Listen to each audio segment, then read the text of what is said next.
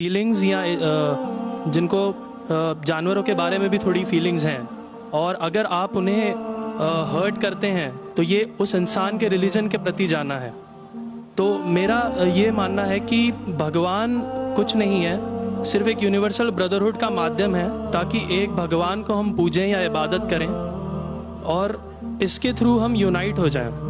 तो मेरा सवाल ये है कि हम हमेशा भगवान को इस तरह तोलते हैं कि उसे इंसान की तरह फीलिंग्स हैं, वो हमें सज़ा देता है, हमें रिवॉर्ड करता है, पर हमारे अलावा इस यूनिवर्स में, मैं उस वर्ड पे स्ट्रेस करूंगा, यूनिवर्स में जानवर भी हैं जिनका काम इस भगवान के बिना चल रहा है, जिनमें कोई फीलिंग्स नहीं है, ना वो कुरान पढ़ते हैं ना बाइबल पढ़ते हैं।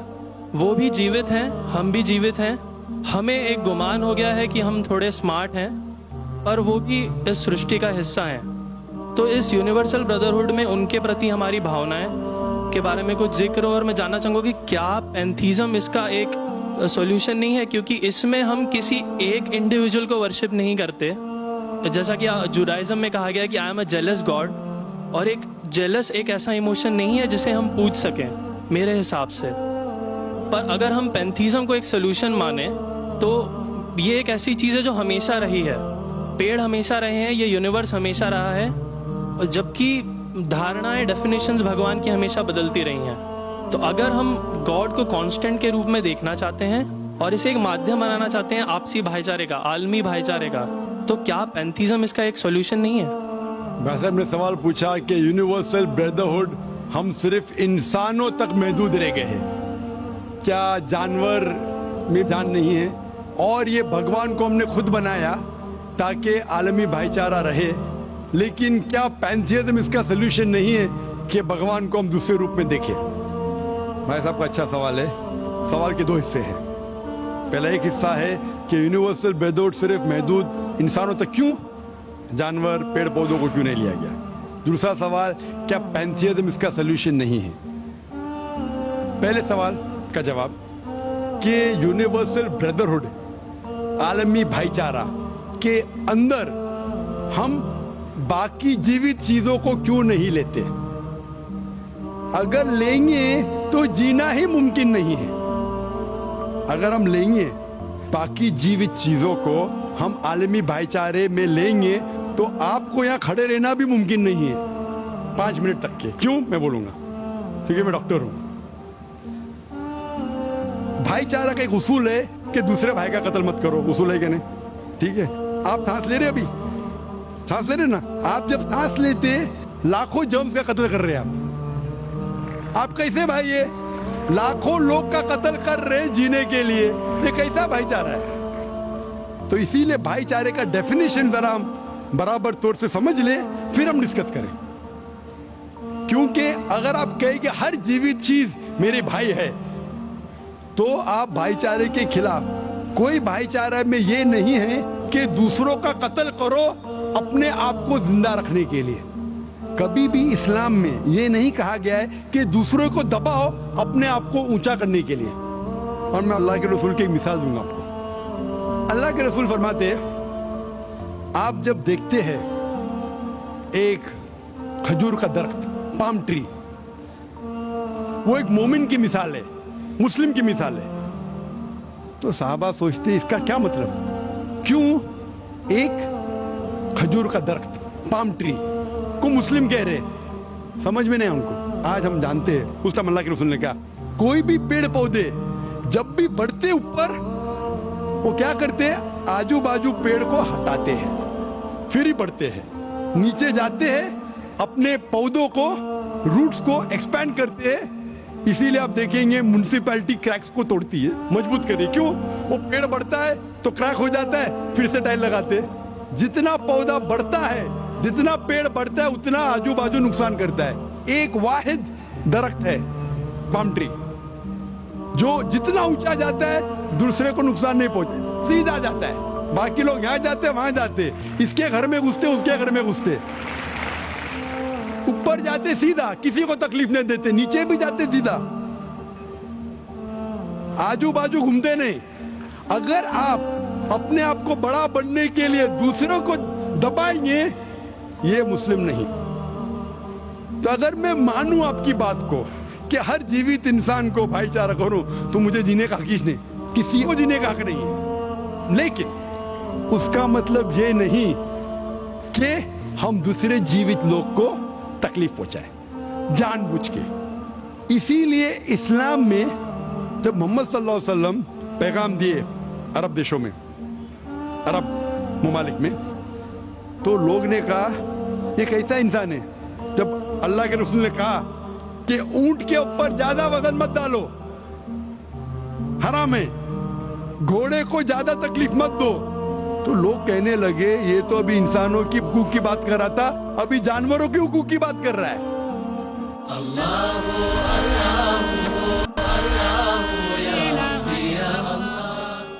اللہ کے رسول فرماتے جب ایک شخص آگ اگاتا مجھے آگ کو بجھاؤ، کیوں؟ ادھر چیٹیاں مر رہے ہیں۔ اس کا مطلب جان بوجھ کے کوئی بھی جیوت چیز کو مارنا حرام ہے، صرف انجانے میں اجازت ہے یا جس کی اجازت خدا نے آپ کو دی ہے، جس کی اجازت دی ہے خدا نے۔ مثال کے طور پہ منوسمرتی میں چیپٹر نمبر 5 شلوکا نمبر 31 میں لکھا گیا ہے کہ خدا نے کچھ جانوروں کو بنائے کھانے کے لیے اور کس کو خوراک بننے کے لیے، some to be eaten, some to eat۔ اگر وہ کھانے والا جانور دوسرے جانور کو کھاتا ہے جس کو خوراک کے لیے بنایا ہے تو کوئی گناہ نہیں ہے۔ منوسمرتی چیپٹر نمبر 5 شلوک نمبر 30 میں اگر آپ اس جانور کا قتل کرتے جو کھانے کے لیے بنایا گیا تو آپ گناہ نہیں کر رہے۔ منوسمرتی چیپٹر نمبر 5 شلوکا نمبر 39 میں سیکریفائسل اینیمل، جو اینیمل قربانی کے لیے بنائے گئے اس کی قربانی دینا گناہ نہیں ہے۔ میں کیوں ہندو دھرم سے کہہ رہا ہوں، مسلم سے بھی کہہ سکتا ہوں، بہت سے حوالے۔ اس کا مطلب ہمیں کسی کو تکلیف نہیں دینا چاہیے، لیکن اگر انجانے میں چلتے چلتے چیٹی مر گئی تو آپ باہر چلے نہیں سکیں گے، آپ سانس لیں گے جرم، تو اللہ تعالیٰ نے جرم کو پیدا کیا ہے مرنے کے لیے عام طور پہ، تو آپ گنہگار نہیں۔ معلوم کچھ جین لوگ ماسک پہنتے تو بھی مرتے، پانی کو ابالتے، ابالنے سے مار رہے، ابالنے پانی پی کے فائدہ کیا؟ اندر مارنے کے بدلے باہر مار رہے، کیا فائدہ؟ یہ ممکن ہی نہیں ہے۔ لیکن جان بوجھ کے کوئی جانور کو، اور ایک مثال دوں گا، ہمارے خطیب جمعہ نماز پڑھائے تھے کل ڈاکٹر عثمان، ان نے اپنے خطبے میں مثال دی تھی، کیا ایک عورت تھی جو بہت بے حیا تھی، کیا کہیں گے، جو عام طور پہ لوگوں کی زینت تھی۔ میں لفظ اردو ذرا میری کمزور ہے، میں کسی کو ٹھیس نہیں پہنچانا چاہتا، انگلش میں کہیں گے ناٹ وتھ گڈ کیریکٹر، بازاری عورت۔ ذرا میں ایسے لفظ نہیں استعمال کرنا چاہتا کسی کو چوٹ پہنچے، تو بازاری عورت تھی جو بہت گناہ کرتی تھی، لیکن ایک وقت ایک کتے کو پانی پلایا تو اللہ کے رسول فرماتے صرف وہ ایک اچھے عمل کی وجہ سے خدا نے اسے جنت میں ڈالا۔ بازاری عورت غلط کام کرتی ہے، زنا کرتی ہے، ایک عمل کیا کی، ایک کتے کو پانی دی، انسان کو نہیں کتے کو، اور اللہ اسے جنت میں ڈالتا ہے۔ دوسری طرف ایک اچھی عورت، نیک عورت، لیکن ایک بلی کو بند کرتی ہے، چین کر کے رکھتی ہے، اس کی آزادی کو قید کرتی ہے، اللہ تعالیٰ اس کو جہنم میں ڈالتا ہے، نرک میں ڈالتا ہے۔ اسے کہتے ہیں جانوروں کے حقوق، مطلب جانوروں کے بھی حقوق اسلام میں ہیں۔ اللہ کے رسول فرماتے کہ چڑیا کی جان بھی مت لو بنا وجہ، چڑیا سپیرو، آپ پڑھیں گے قرآن میں اور حدیث میں کئی اس کے پر لیکچر۔ تو اس لیے ہم مانتے ہیں کہ جیوت چیز کا ہمیں احترام کرنا چاہیے، اس کے رول ریگولیشن ہے۔ بولیں گے سب جیوت چیز میرے بھائی ہے، نہیں بھائی، سب بھائی نہیں۔ ابھی کچھ لوگ اتنا کرتے، کتے کے پیچھے ہر مہینے لاکھ روپیہ خرچہ کرتے، ارے غریب لوگ مر رہے، لاکھ روپے سے 10 گھر ہر مہینے لاکھ روپے اپنے پوڈل کے اوپر ڈالتے ہیں، لاکھ روپے سے کم از کم 10 گھر تو چلیں گے نا مہینے، 20 گھر چلیں گے بمبئی میں، ہاں کہ نہیں؟